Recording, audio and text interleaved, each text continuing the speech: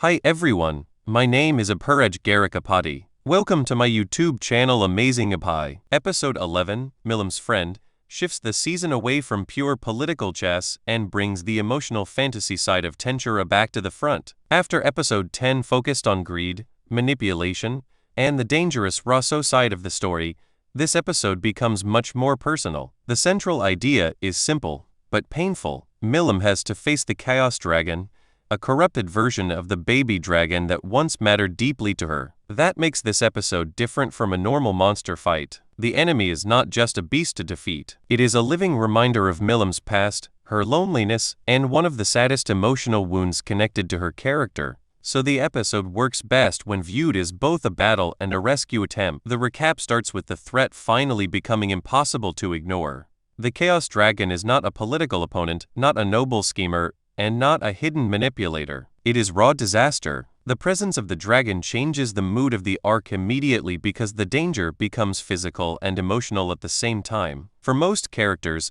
the dragon looks like a massive calamity that needs to be stopped before it destroys everything around it. But for Milam, the situation is not that simple. She recognizes what the dragon used to be, and that recognition is what gives the episode its heart. The story is asking a painful question. What do you do when the thing threatening everyone is also connected to someone you once loved? When the Chaos Dragon appears, the episode makes it feel less like a normal boss monster and more like a tragedy wearing the shape of a disaster.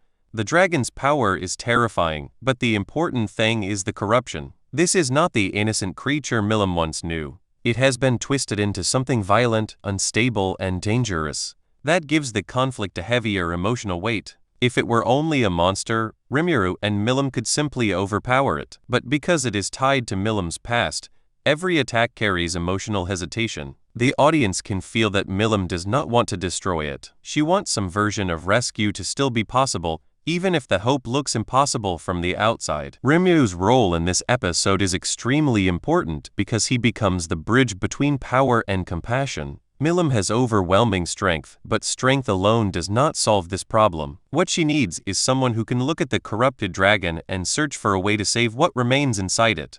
That is where Rimuru stands out. He does not treat the dragon only as an obstacle. He observes, analyzes, and tries to understand what can be separated, purified, preserved, or transformed. This is one of the reasons Rimuru is such an effective protagonist. His victories are not always about killing the enemy. Often, his real strength is finding another answer where everyone else only sees two choices: destroy or be destroyed. Before we move ahead, please take a second to like on this video. A like tells me that you enjoyed this topic. Your support helps Amazing Apai grow naturally. The battle portion of episode 11 gives the episode its spectacle. The Chaos Dragon brings scale, destruction, and urgency, while Rimuru's side has to respond without losing control of the situation. This is where the action feels satisfying because the fight is not random. Every strike and defensive move has emotional stakes. Milam is emotionally shaken, Rimuru is searching for a solution, and the others understand that the wrong move could turn a rescue attempt into a permanent loss. The best way to describe this section is controlled chaos. The dragon is chaos itself, but Rimuru's group keeps trying to create a path through that chaos without letting the situation collapse into a simple execution. Milam's emotional reaction is the strongest part of the episode. She is usually shown as playful, explosive, wild, and almost impossible to intimidate. But episode 11 shows the sadness underneath that larger-than-life personality. Seeing the Chaos Dragon forces Milam to remember something old and painful. It reminds the audience that her cheerful energy does not mean she has no scars. In fact, Milam's power is partly what makes her loneliness feel so heavy. She can destroy nations, but she cannot casually erase the pain of losing someone important. That contrast makes her character more layered. The episode gives viewers a rare chance to see Milam not as comic relief or overwhelming force, but as someone carrying grief. The emotional turning point comes when the fight becomes less about defeating the dragon and more about reaching the soul or memory of what it used to be. This is where the episode becomes very Tensura. The series often believes that power should be used to build, protect, restore, and connect. Episode 11 follows that idea clearly. Rimuru's assistance gives Milam the chance to confront the past without simply destroying it. The scene works because it combines fantasy logic with emotional logic. The corrupted dragon may look beyond saving, but the story still searches for the small remaining piece of innocence inside it. That is why the resolution feels more like healing than victory. As a review,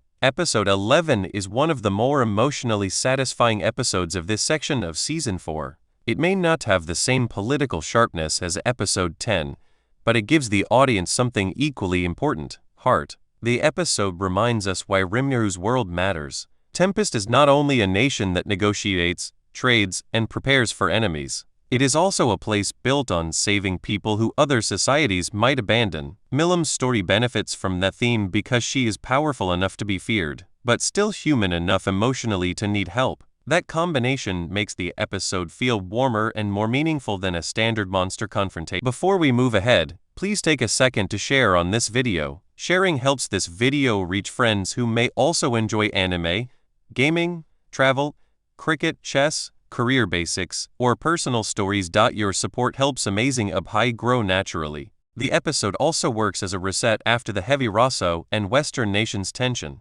Instead of continuing only with politics, the story uses Milim's past to widen the emotional scope. This prevents the season from feeling like one long meeting or one long conspiracy board. It reminds viewers that Tensura has many flavors: nation building, comedy, diplomacy, dungeon exploration, emotional fantasy, and large-scale battles. Episode 11 leans into the emotional fantasy side. That is why the pacing feels different. The episode is not just pushing the plot forward, it is giving Milim a personal moment and reminding viewers that even demon lords have unresolved wounds. The main weakness of the episode depends on what kind of viewer is watching. Some fans may feel the resolution is too convenient, because Rimru's abilities often create answers that would be impossible for other characters. That criticism is understandable. Tensura sometimes solves impossible problems very smoothly once Rimuru and Raphael-style analysis enter the scene. But emotionally, the resolution still works because the point is not only technical. The point is giving Milim closure and allowing the story to transform a painful memory into something less cruel. If the viewer accepts the emotional logic, the episode lands strongly. If the viewer wants harsher consequences, the ending may feel too. By the end of Episode 11, Milim's past has been touched in a meaningful way. The Chaos Dragon conflict has given the season a powerful emotional set piece, and Rimuru has once again shown why his style of leadership is different. He does not simply crush threats. He changes the outcome itself. That is what makes him dangerous to enemies and precious to allies. Final verdict. Episode 11 is not just about Milim fighting a dragon. It is about Milim facing a memory, Rimuru choosing rescue over destruction, and the story proving that compassion can be just as powerful as raw force. For a recap video, this episode should be presented as emotional, tragic, visually epic, and ultimately healing. For the closing narration, connect Episode 11 back to the bigger Season 4 picture. The season has shown politics, greed, Western power struggles, secret factions, dungeon danger, and now Milim's personal pain. That range is what makes the current arc feel larger than a single conflict. Episode 11 gives viewers a breather from the chessboard without lowering the stakes. Instead, it raises emotional stakes. The final takeaway is this: when Tensura focuses only on meetings, some viewers may get impatient. But when the story connects those world-building pieces to characters like Milim, the emotional payoff becomes much stronger. Episode 11 proves that behind every Demon Lord title, every alliance, and every political move, there are still personal wounds shaping the world. If you enjoyed this video, please hit the like button and subscribe to Amazing Appy. Subscribing makes sure you do not miss the next video, and it gives me motivation to keep improving the quality of every upload. Thank you for being here, and I will see you in the next one.